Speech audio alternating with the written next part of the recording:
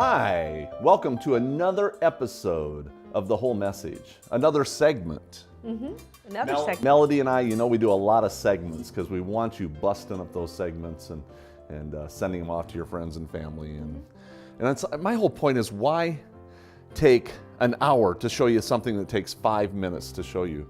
You ever watch the cooking shows on television? And you watch it in the beginning and you got to watch a whole hour Of them cutting and prepping, and when they know the dice or slice or. what we show them in 5 minutes. Right. Yeah. So Right. Melody's got a great bean soup that she's created for you today. So I just get to sit and watch. You get to sit and watch. Now I put a little bit of water already in the pan and started to get it hot. Okay. And for any of you who know me, know that I really don't use oil. No. So a lot of people will saute their vegetables in oil, and I water saute. And the reason for that is I want a healthier version to whatever I'm cooking. And what I'm going to do is I'm going to put my onions. You can't get too many onions. I always use one whole onion and dice it up fine. And I'm going to put my onions in there. I'm going to put my celery And peppers. and peppers, Okay, so red peppers. Onions, celery, and peppers. That's basically like a mirepoix blend. And what you can do, if you don't want to do a water saute and you want to take the time to do it, you can put those in the oven at like 400 degrees or the broiler, and it will actually do a browning action on the top, which will crisp them up again, and that'll even give it a more sauteed effect like you did it with oil. But for today's purposes, we're just doing a water saute in the pan. Right. And in this recipe, I want a little bit of carrot. Oh, I'd say about a cup. I love carrot. It also adds a good flavor. And can't they do the onion, celery, and carrot also as a mirepoix? With the carrot, right. The carrot. Exactly, yeah. Or the pepper. Yeah, and a lot of them don't have the pepper in it, so. Right. And then I want some cauliflower. And I did a small head of cauliflower, Mark, and I just chunked it up in small pieces there. And for me, I like fresh anytime I can get it. So I diced up some fresh parsley. And I want to season my broth right now. I'll probably use about 2 tablespoons of McKay's vegan Special. special.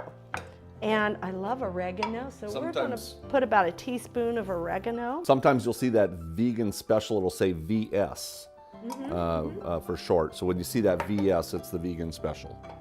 And how does Emeril Lagasse say this? Garlic? I don't know. Yeah, I watch some of those programs out there. Mark, I get some really good ideas when I'm watching some of the cooking shows out there, and they have a recipe that I think, wow, that'd be really good, but let me tweak it and make it healthier. And just a little bit of red pepper, probably just a pinch to give it a little bit of zip. And then you've got some water there by you, and I want to just barely cover those vegetables in water. Go, go, go, go, go, go, go. About right there. Yes. And what I'm going to do, Mark, is I'm going to let this sit here and simmer. And I don't want it up too high. I'm going to let it sit there and simmer, and I want all my vegetables to be really soft, not crispy. This is a soup that I want it a little bit softer here, so more translucent. Okay, so we're gonna let this go for 20, 30 minutes. Right, with the lid on low, Uh-huh. and just let all those flavors melt and marry together. And then we'll come back and finish the soup for today. The soup du jour. The soup du jour. Soup du jour. Be right back.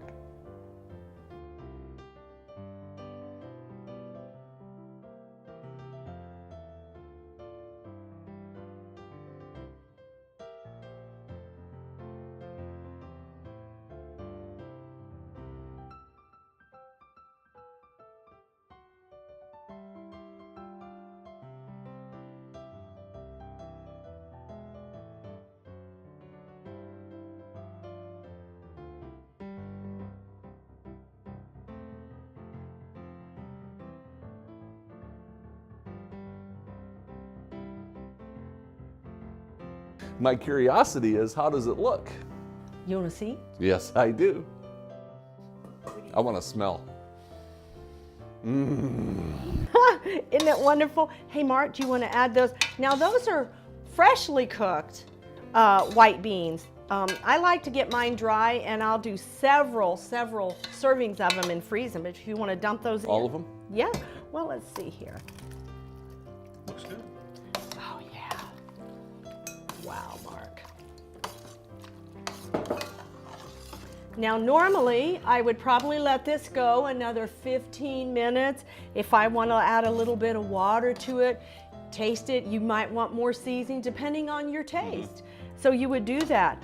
But because of TV and time, I'm going to let you put some in the Vitamix. I think we need some in the bowl. Which one? You want me to put it in here?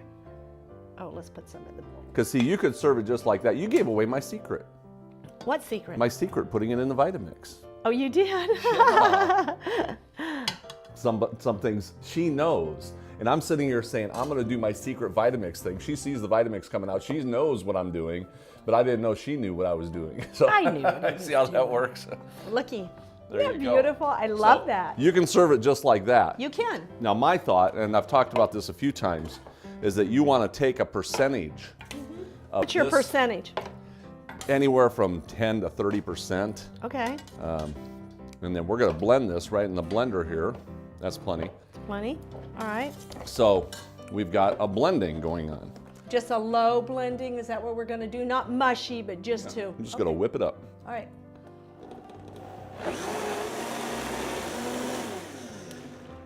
That was really a hard job, too. Yeah. But see what this does is it actually incorporates all the flavors. It really bursts a blast of wow factor in the flavor. And then you've got an entirely different soup. How's that look? Isn't it beautiful? I love it. You know what I could see here, Mark? I could see adding some kind of like, you know that seasoning called bacon? Bacon? Yeah. That's more like a hickory. I could see this being like a smoky bean soup with a little bit of maybe Daya cheddar cheese on the top. What do you think? Well, he's going to tell me in just a minute. Of course, he's going to want more salt. I'm not a salt person, so.